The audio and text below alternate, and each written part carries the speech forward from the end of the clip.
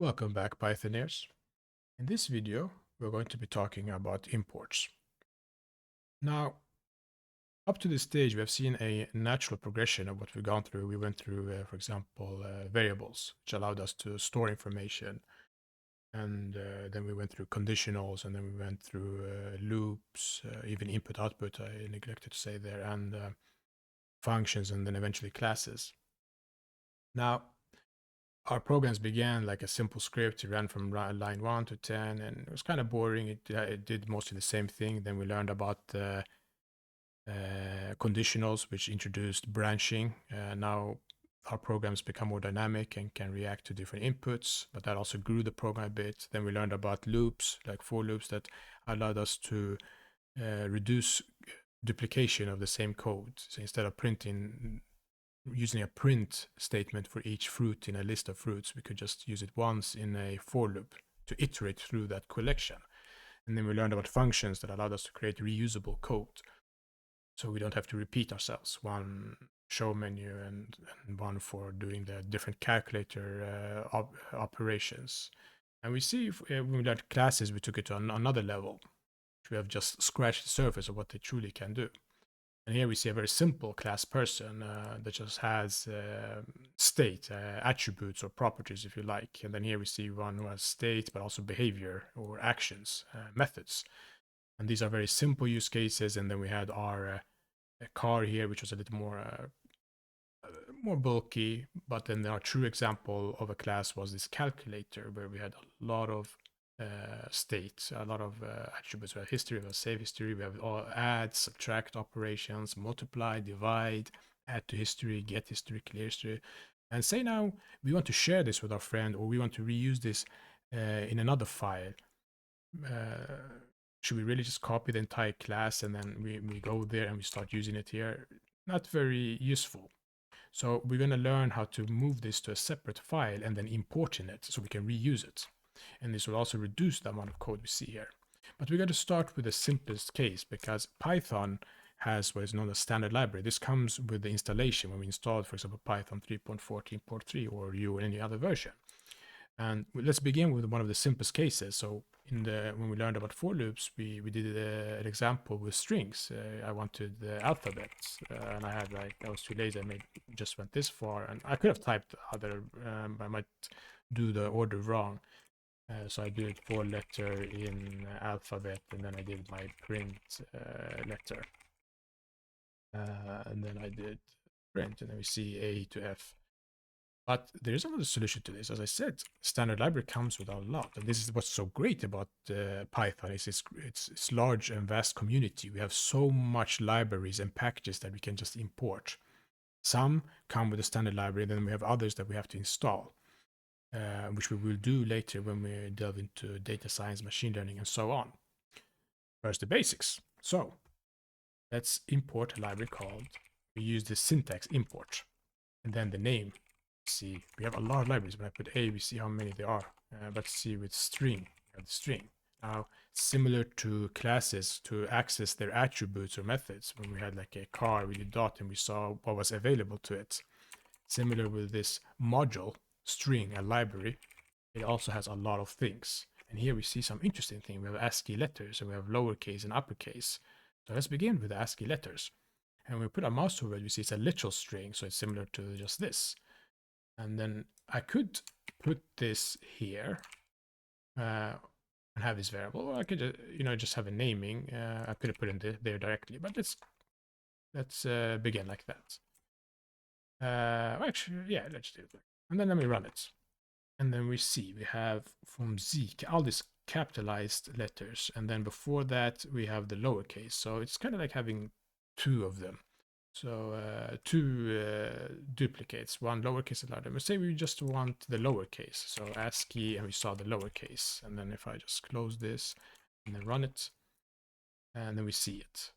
And I could even make my life a bit easier. I don't have to iterate, but I'll show you the example there. This is how we solved it for ourselves. So I just comment this out, and now we can do as we learned when we went to Jupyter Notebooks, when we print a collection or a sequence like a string. I think we'll get them all together. So let's see, run. a bit easier to read, A to Z. And if I put my mouse over, we even get this help. It's A to Z. And then we have the uppercase. So say we had like we created an authentication system where we want, these days, cybersecurity, people have very weak passwords that are being broken every day, and you wanted to check that they had a few lowercase, a few uppercase. How could we check that? So a simple case would have been could have said lowercase count, and we begin with 0, and then we do for letter in say we had input there, they had their password. We got the password somehow through input, but I'm just gonna say ABCDF57, and then we could say for letter in password, and then we could say if letter in password, then I could say lowercase count plus equal 1. Now we should expect this to be, in our case, just 3. So let's see, print lowercase count, and let's run it. We get 8. Why did we get 8? Counts all of these as lower for letter in password. And maybe we want a strict comparison. Well, it was my rest of the best example. But let's say we'll do something similar like this for lowercase count, and then we do it for the uppercase count, and then we want to see the numbers. So we can do that, and we can create a password generator. So this was one library. Then we have other libraries. We have the math library. Now, when we've done mathematical operations, we have used plus, minus, we used multiplication, division, both versions, even these two. And I think we once used modulus, but there are more in Python. We also have exponential operator.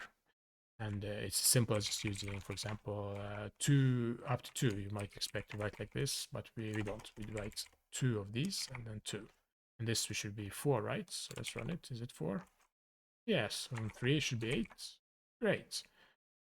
And then there are the math library. Import math. And we can see what does it have. We have all of these trigonometric functions. We have ceiling, floor. When we're rounding things, maybe we want it to round up, not lower. Then we can use ceiling to round up. We can use floor to round down. We have factorials. We have we have square root, calculating, for example, square roots, math, square roots. Let's see, 2. Here it works. Nice. What else do we have? Let me cut out. Cut this out. What do we have? Print math. Do we have pi? Yeah. I doubt to have that as long as possible. Okay, that's the length of it. We get cool. And then there's even datetime. Import datetime. Let's comment these out. Like this, and then let's see what we have in datetime. Dot. We have datetime. Okay, dot team again, and then we go. Do we have UTC now? Yeah, we have it. Maybe we want to know the exact time. Then we get this strike through this word, and it says it's deprecated. Instead, call dot now. Let's see, what is this? This change. These change in language happen. Let's see, datetime now. And then we're supposed to send in the time zone. Let's just keep it simple and see what this outputs prints. Don't need to complicate this for us. And we get, yes, today is March 4th, and it's my time zone. So yeah, it's this is the time for me. Nice. So these are the libraries we get from the standard library. Now we can also install the other ones, but those other we will go later when we learn about the libraries we need for machine learning and such. But we'll now go into our own libraries. So we go back to this class calculator. Now I don't want to copy this and paste it every time I'm going to use it. So I can actually copy this, open this here. I've created a folder, 04 imports, and this is where my imports overview is. And in it, I'm going to create a folder. I'll call it, let's call it calculator import example.py. And then I'm going to create another file. I'll call it calculator to match the name of my class. I'll paste my class in here. So they are all now in the same folder.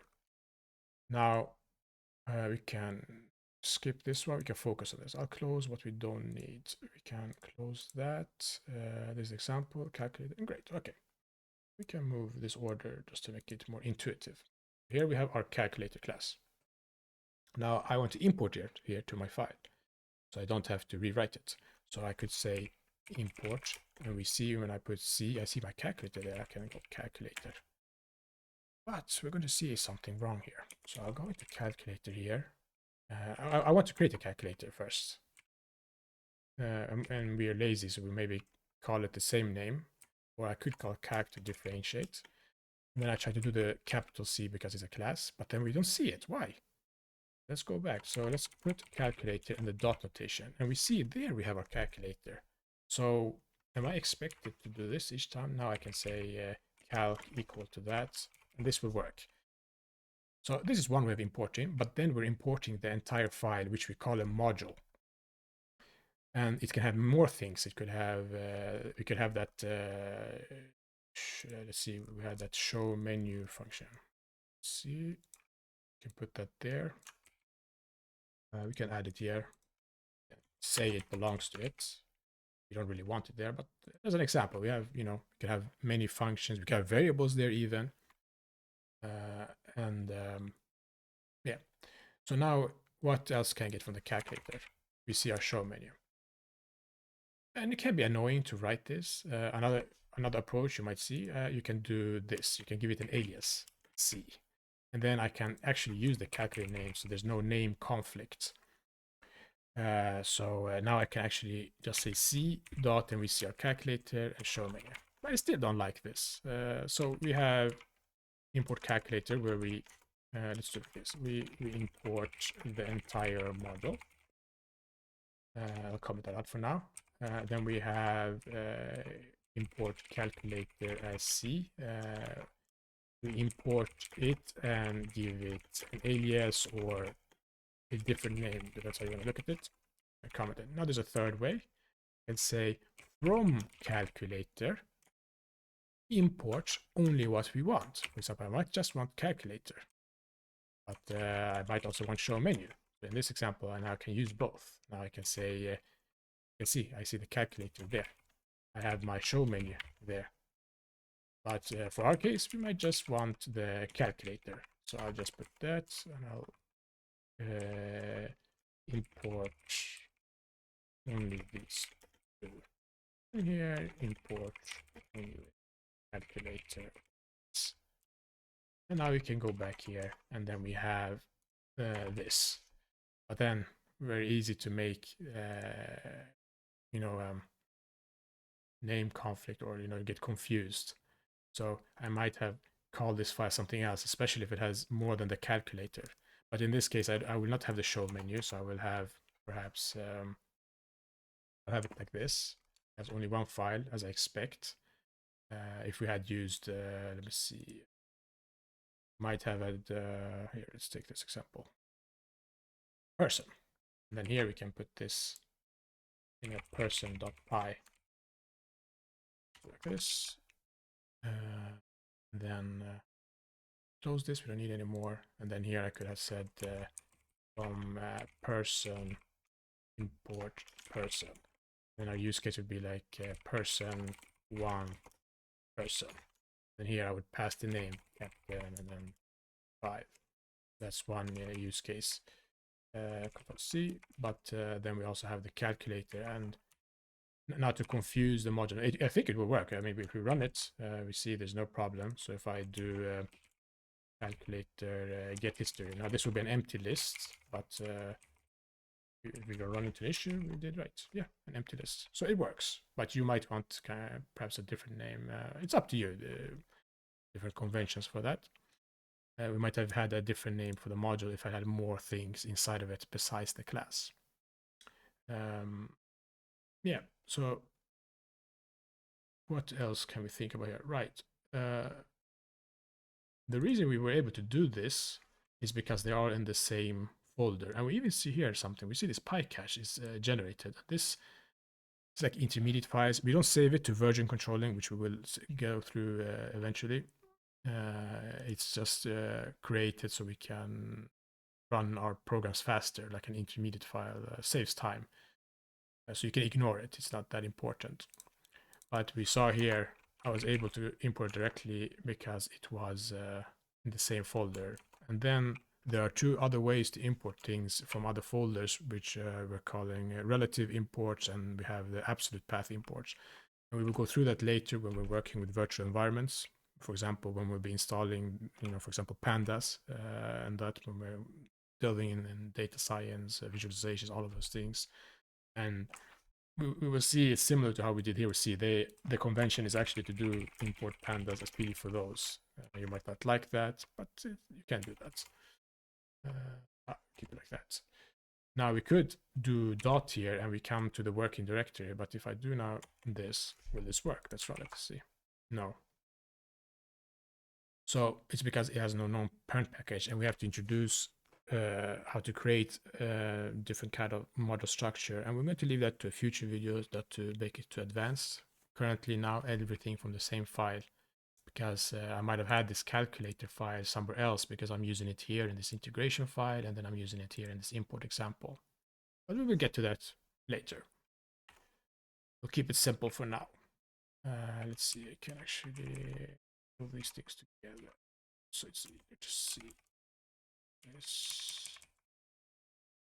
Put it together. That. So. Yeah, I think this was the important thing about importing and creating modules.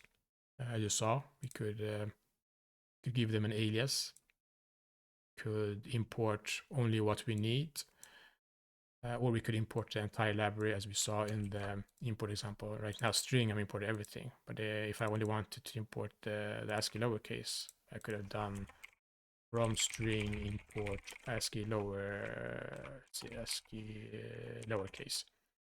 And then maybe you don't like that name, so you might have done this instead, as alphabet lowercase. So you see, you can do a lot of combinations. Or maybe when you imported string, say string library or module. You can do a lot of things with this. This allows us to reuse code, remove it from other files. So if we look at the integration, I'll do the integration demo here. Let's do it. Why not? It could be good. So we just visually see integration import example.